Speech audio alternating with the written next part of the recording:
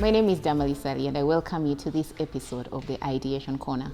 The Ideation Corner is a space where ideas are discussed and dissected. And today I host Sharon Tumusiime. Sharon is a serial entrepreneur and a logistics expert who is passionate about adding value to everyone she interacts with. She holds a Bachelor of Arts in Social Work and Administration from Makerere University. She holds a postgraduate diploma in management from the Ugandan Management Institute. And also she is a graduate of the Synapse Entrepreneur Academy. But most importantly, Sharon is the co-founder of PALIT, which she co-founded in 2016. PALIT is a carpentry workshop that creates and designs work in furniture. PALIT uses organic Ugandan wood to create furniture for offices, homes, and on special projects. PALIT's objective is to provide durable, affordable, high-quality, trendy, fashionable, environmentally friendly furniture to all its clients. I am very happy to host Sharon on my Ideation Corner today. Sharon, you're very welcome and thank you for speaking to me. Thank you. Thank you for having me here today. So having gone through your profile, I realized that you're a logistics expert. You know, you have a BA in social work. How did you move from that to now opening a carpentry workshop? Okay. I know it's interesting where I've come from. But it came from a need, actually. The carpentry workshop is not something I say that I dreamt of, making furniture one day in my life. But I had a need, and I needed to make furniture at home. I needed to make a playhouse for my daughter. She was 5 at that time, yeah. And I needed it, but then I would have to rob a bank to buy it. It was pretty expensive, the ones that I had seen, the ones that are in the stores. So I went online and I Googled and saw playhouses that were made from pallets. I was working in a logistics company at that time. We were doing clearing and forwarding, and we had access to pallets at that time. Every container that comes, most of them come with a pallet. The luggage or the cargo is put on a pallet. So I had access to pallets, and I saw online, watched videos, and I got the idea, went to a carpenter and asked him to make me the playhouse that I had seen online. And at first he was a bit hesitant. You already had the raw material? Yes. You just needed someone to put it together. You had your design in your mind? I had my design in my head. I had how we can make it. So I went to him. He was a bit hesitant at first. He hadn't done anything like this before. I showed him the video. I was like, okay, fine, let's try it. And we tried it together. And we made a playhouse. Wow. Yes. And he was actually impressed. He was like, wow, it has actually come out. I was like, you see, it's possible. And from then on, like they say, the rest is history.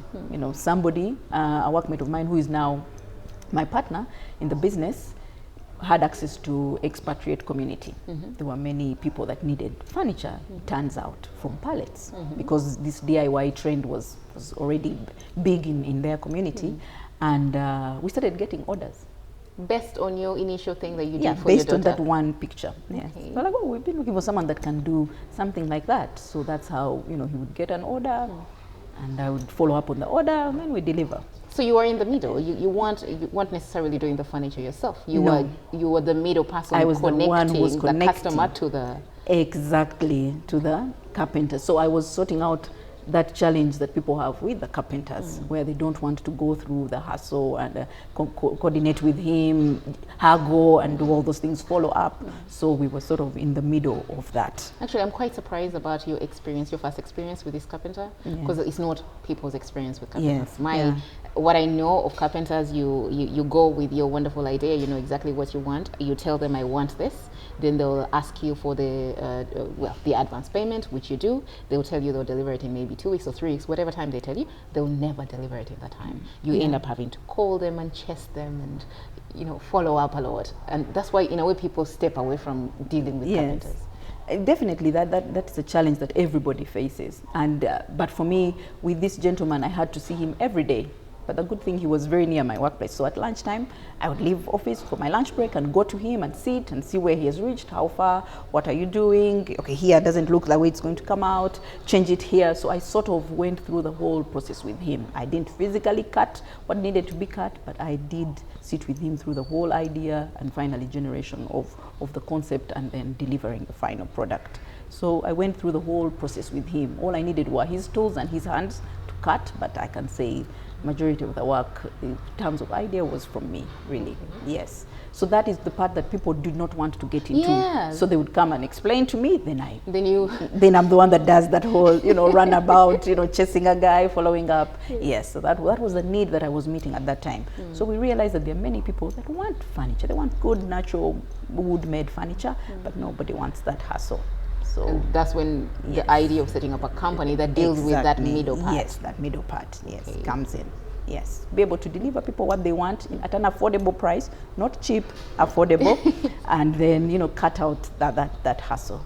Yes, so now at least they have someone they can talk to, and most of the carpenters, English is not their strength. Most of our good carpenters, it's Uganda, and it's also a challenge anyway in its own way.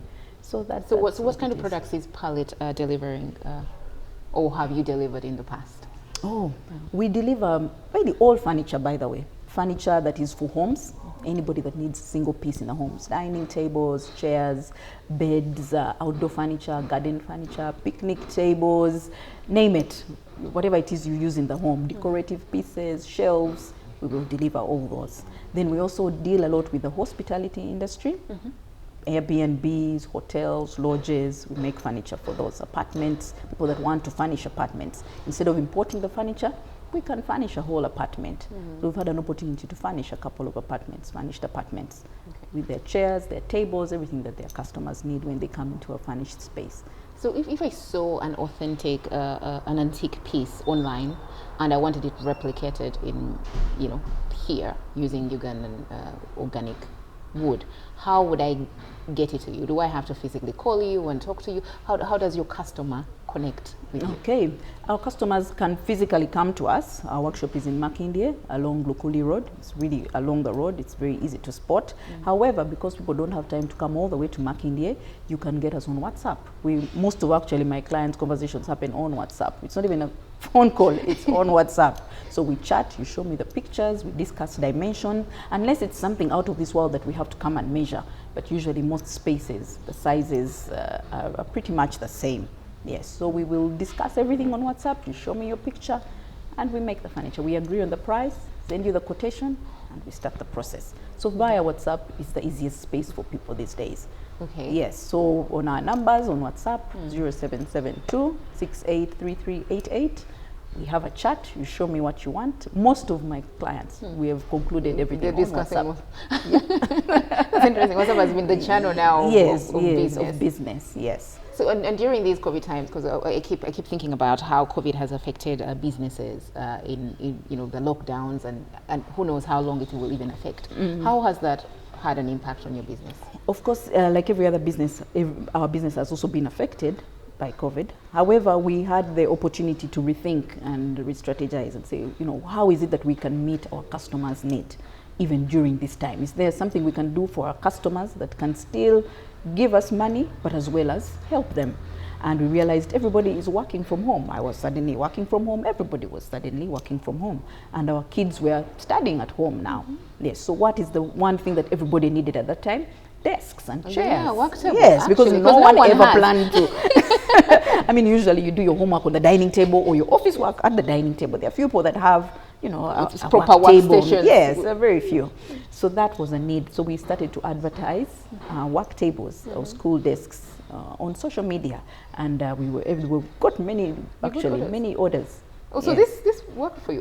Yes, so it worked for us. So we had a new product out there, something we had never really thought about, and suddenly now there were tables. Because remember, all the stores were locked. Where people usually get furniture was closed. The furniture stores were closed. However, we were lucky. The president allowed workshops to stay open. Yeah, that was yes, he allowed workshops to stay open if you could move everybody and keep everybody on site. We had that opportunity. So did you do that? Yes, we moved our workers and hired a place for them very near, 5-minute walk to the workshop. And so we were lucky we could continue doing it. There was a challenge, of course, with timber because the timber outlets were closed. However, we made do with what was available. What you could get is what you could work with. Yeah, so We had products. I'm glad that you created a new niche, because I feel like even now in COVID, people now realize actually we can work from home. Even we don't know when it will end, but we can continue to work from home. So probably people are going to continue asking for workstations. Yes, workstations. And where kids can play at. Kids can play, because most of the dining tables are bad for the kids' backs. The dining table is a bit higher, the table, yes, so it really affects, we had many parents saying, my daughter has a back problem, but it's because of the sitting space, the workspace that we were using. Even adults are struggling with working on some of these dinings and whatnot. Yes, I did struggle with that, because I'm working on my dining table, and over time, eventually using the dining table chair. And over time, I realized it's actually affecting me. It affects you. Eventually, I had to change the chair. So you see, you're now a customer. You need to order. You need to order one. Yes, so that was what we did during the lockdown. Mainly, we were working on delivering workstations and school. So someone can also send you like the kind of workstation they want? Yes. There was that option. So we designed a quick, easy desk, which can be delivered in the shortest time. Because remember, we are making everything from scratch. So we had to get a very simple design that's nothing too complicated, that we can make within the shortest time, within 3 days, 3-4 days, and you have a desk. Yes, then those who had something fancier, we would of course give them the usual timelines. If it was a bit, more fancy and had a bit more things, yes. So those who wanted customized, we did. Those who wanted whatever you have, we can do, then we delivered those. It depended on the customer. Yes, it depended on the customer. And you said you advertise on social media. So what, are you on Facebook? We're on Facebook and Instagram, PALIT Uganda. Yes. That's where to find you. If I want to know about PALIT products, Instagram. What we've made, if you would like to see what we've made previously, you go there. If you have an inquiry, you'll find our numbers there. Somebody will respond to your inquiry. Yes, on our social media platforms. Yes. I was interested reading the brochure of PALIT, where you mentioned, it is mentioned that you're environmentally friendly. You try to use environmentally friendly products, but by nature, your industry, you have to plant down a tree to actually get the Ugandan products. What are you doing about that to address it? Yes, it's really also a concern for us. We know that our business takes away from the environment in such a big way. So what we do, we try to work with certified loggers, the people that sell us. We make sure that they're certified, because those ones are working within the government regulations. So that is what we do. We're like, let's work with somebody that is being regulated by the government. He's not rampantly, depleting the environment. He's probably aware and more sensitive and careful about what he's doing. So that's one way we try. Another way that we really try is by recycling. We like to recycle a lot. So if you have a dining table, for example, and you say, I need another one, I hate this one, I'm tired of it, it's boring, we would come and see it and see if we can probably change it up a bit, change the color, as opposed to having to make you a whole new one. Because having a whole new one, we are now having to go, someone will have to cut some more timber to meet that need. So we try and work with what you have. If you say, I hate my bed, we try and see what we can do with the furniture that you have, recycle it, upscale it, upstyle it, and, try and add a bit of things so that you have something new, but we've not had to. Yes, we've not had to make a whole new thing. Yes, so that's another way. So we recycle. That's why a lot of our work is pallets. Because pallets are, you're recycling. They're not just being dumped. They're not being dumped or used to make, as firewood, but we are actually using it to make furniture that people can use. And it's even more affordable when you use a pallet. It's actually more affordable. Because they're cheaper. They're cheaper. It's a sunk cost for the logistics industry. That person has already bought them. Okay, you pay for them, yes, but it's definitely cheaper than what you'd pay if I was to buy, a panel of wood to make you something. So it's cheaper. It's also stylish. It's also trendy. They look really good. They do. Yes. Because I was saying, especially the hospitality industry, I feel like they're using them a lot as tables and chairs. Yes, and there's not too much work that goes into it. So you'd probably have it a lot faster than someone that has, raw wood, and we have to start the process from scratch. Because this one has probably already gone through the factory. It's smooth. It's easier to work with already at this point. So you'd probably have it a lot faster, and it's cheaper, and it looks good. It does, actually. It looks really good. So, I try not to ask this question quite a lot, but being a female in this industry, which is very complicated, actually, I feel like a lot of females, because we're always usually responsible, we're the ones who the designing of houses and offices, but that engagement with the carpentry industry is so stressful. So we tend to go, I personally, we just tend to go to a supermarket, buy the stuff, it's there, it's delivered, it's done. Yeah. It's easier for me than to go through the stress of engaging a carpenter. Yeah. even if I want to actually buy Ugandan furniture, the stress of going through that process. Yeah. So how are you in this space, in this industry that is very unregulated, a bit disorganized, very difficult to engage with? How do you find that? Yeah, that's a very interesting question. I wish someone had asked me before I started the business.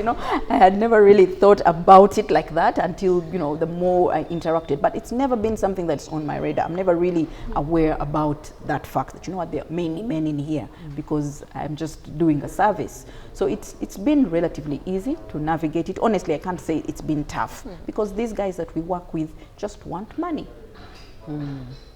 For that sector doesn't care. It doesn't care whether you're a man or a woman. Are you paying me? Okay. Yes. So that's why it hasn't been as hard as maybe in the corporate where you're all probably fighting and in some other industries because they just want money. They just want to put food on the table. They just want to pay their workers. So whether it's a man or a woman, if you don't understand what they're doing, they will rip you off. Whether you're a man or a woman. So they rip off everybody. They will, yes. Feel like they rip off the women. No. If you don't know your product, whether you're a man or a woman, they'll probably do the same thing to you. If you know what you're talking about and you're a woman, they will respect you and they will attend to you the way you would like to. Yes. So that's the beauty of it. So that's how I've managed to navigate. There's been a lot of learning, of course. I came into a space that I had no clue about. So I've been burnt. I've made mistakes. I've been sold, fake stuff as well. But now I'm learning, so I know now. I know better, yes. And once they realize that you know what you're talking about, then they start to respect you. They see you as, that this person knows we shall not do what we usually do to them. Okay. Yes, yeah. I guess because I did not go in aware that this is a manual, be ready for them. It wasn't on the top of your head. No, it wasn't at the top of my head. It was just you need to deliver products, you have a customer, you now have a business, get what you need to get. Yes, and then I was ready to learn as well. And they like it. Some of these people, when you go to the carpenters and say, okay, I don't understand how you do this, they appreciate that. Yes, they're very respectful people.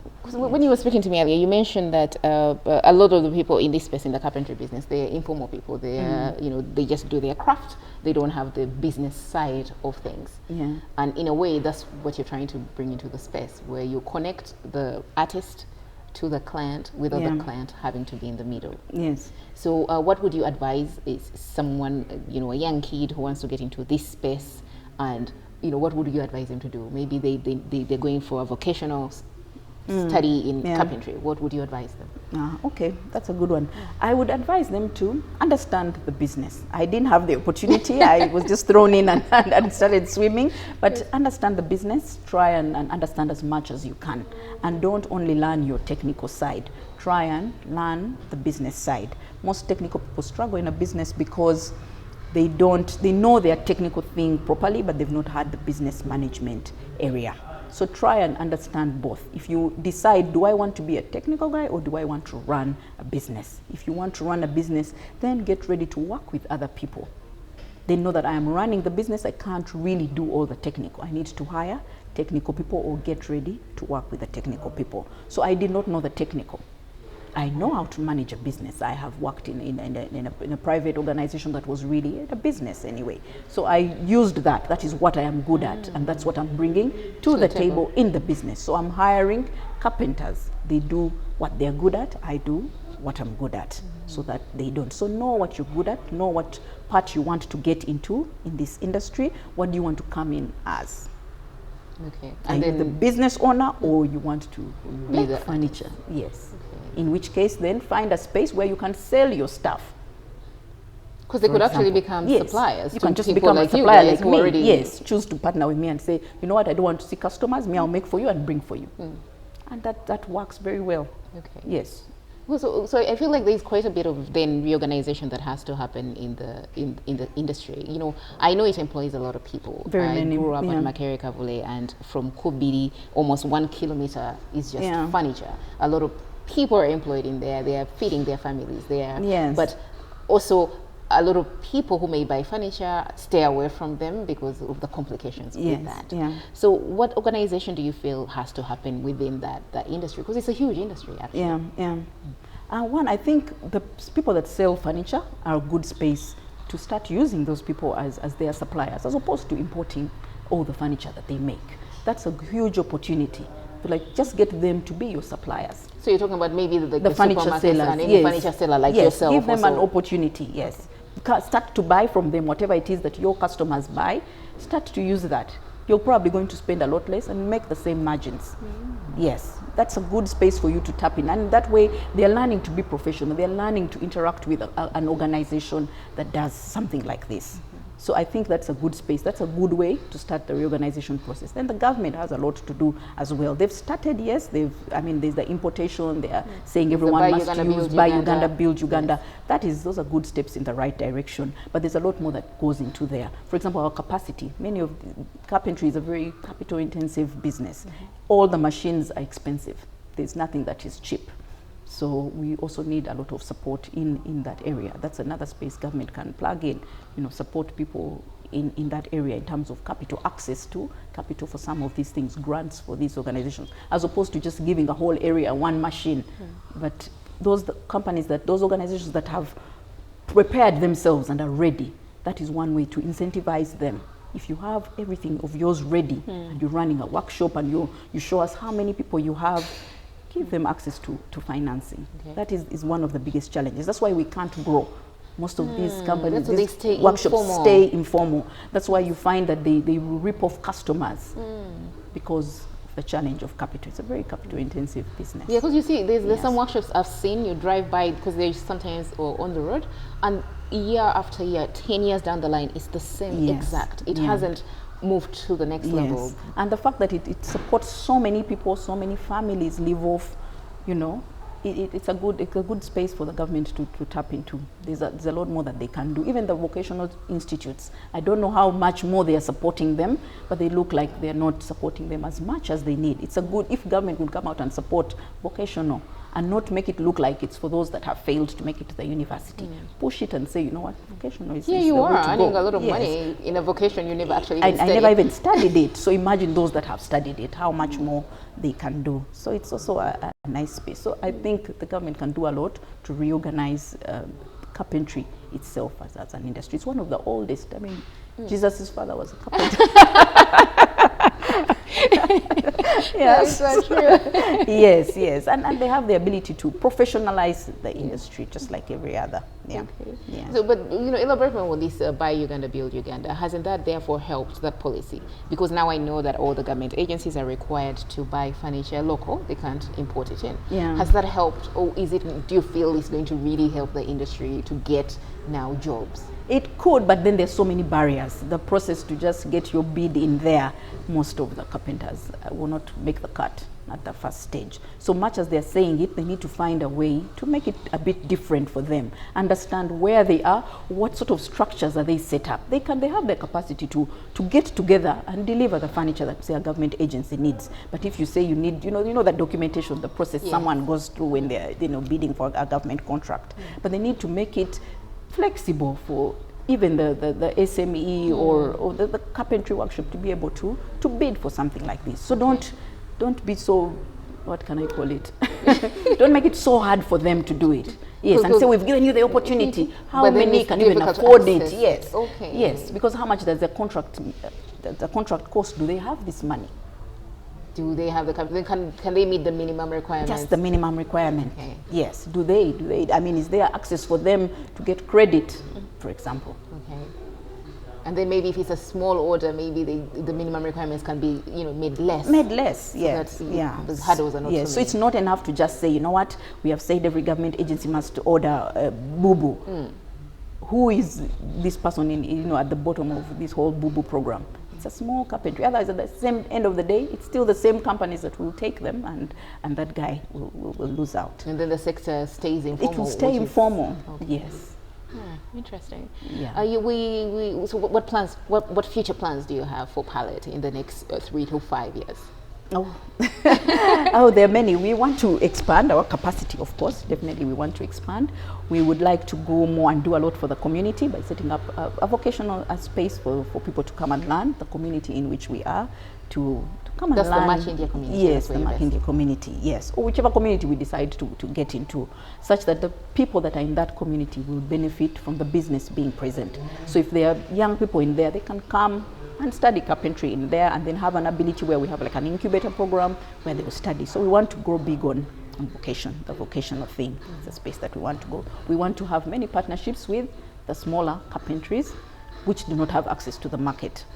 Right, okay. Yes, which are doing a good job, but they're sort of, because they don't have access to the market, people don't know them. People don't want to even interact. People don't want to even interact because it's with too them. Stressful. Yes, okay. So we want to have a program where we can get a lot of their products and be able to sell them for them. So we want to put an online platform where they can sell whatever it is that they have through us. Yes, for example, yeah.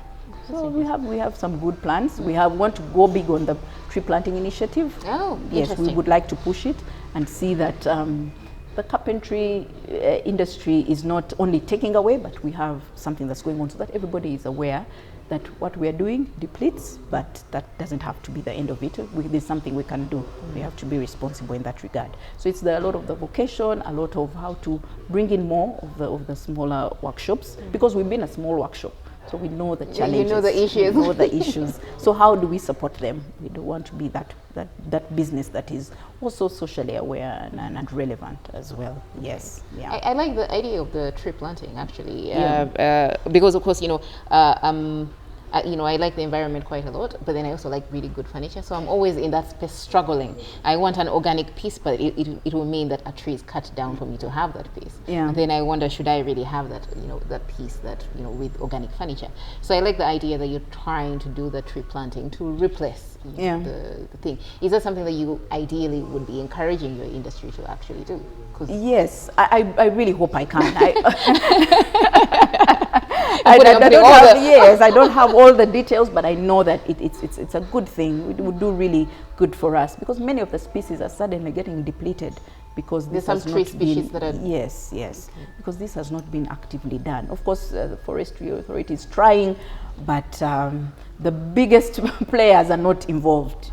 It's more in the corporate space. That's where this conversation is happening. But how about if we involve the actual guys that are, and we tell them, your livelihood is being threatened, because if you don't have any more, if there are no more trees, there will be no more carpentry. Exactly. Yes. So it has to come from that point. Who is the end user? That is the person who has the ability to affect. Get more loggers on board. The people in the lumber industry, get more of them on board and to sign up. Okay. So I don't have the details, honestly, but that is something that's a dream that I have. Yes, because many of the international companies that make furniture, in Thailand or wherever, they have this that is running. Yes, it's running side by side. Yes, they cut down, whether they replant. They replant. And replant. Yes. That way the environment is not negatively impacted. Yes, so that all those who are replanting are not only replanting, to as an investment. Most of the people that are doing tree planting now, it's for investment purposes. For my future, I'm investing in something as opposed to really the environment. Okay. Yes. Sharon, thank you so much for speaking to me. Do you have any last words, anything you would like to, say before we end? Yes, I would. I would like to speak to someone that would like to start a business. I'm passionate about business people. I have gone through, I'm on the business journey myself. I have had many challenges, so I'd like to just speak to somebody out there that would like to start a business. It might not be carpentry, but would like to start a business that has an idea and would like to implement that idea. I would like to encourage them to go ahead and start that idea, to think through what they need to think through, but don't be scared to start. Yes, we all start at some point. Don't be too scared to start, such that you get paralyzed. Don't overanalyze, and you get what they call it, analysis paralysis. Yes. Exactly. But start. Do start that business. If you realize that there's a need that you can meet, do go ahead. I would encourage you to go ahead. Don't be afraid to make mistakes. We all make mistakes, but we learn from those mistakes. And there's a lot of space for you to learn. And everybody fails at some point. Everybody fails at something. So don't be afraid. Don't let the fear hold you back. Start where you are. Start your business. Whatever it is, however small, start at some point. And what do we call it? Navigating from point to point. Exactly. Yes. And then find a support group. I'm in BNI, Business Network International. I always speak about it, but it has been my support group as a business person. What is BNI? BNI is Business Network International. It's a referral networking organization. We intentionally refer each other for business. So you find people that have been in business for 20 years, So if you're a new person in business, there's somebody to encourage you, to give you advice for free. Who can even tell you what to avoid? Yes, what to avoid. They can tell you, okay, this has happened, but it happened to me as well. It's okay. Someone to go along. So that support network is very important. But please go ahead and start that business idea. That's what I would like to leave with somebody out there. I don't know who it is, but just to encourage them. Yes. And thank you very much for the opportunity. Okay, great. Yes. Ladies and gentlemen, there you've heard it from Sharon. Please, if you want any organic Ugandan furniture that is custom made, trendy and fashionable, environmentally friendly, please do look for her, PALIT, on any social media networks. And if you're someone who wants to start a business, who has a business idea, who needs a mentor, please, again, she's ready to offer her services. Thank you so much for watching this episode of the Ideation Corner.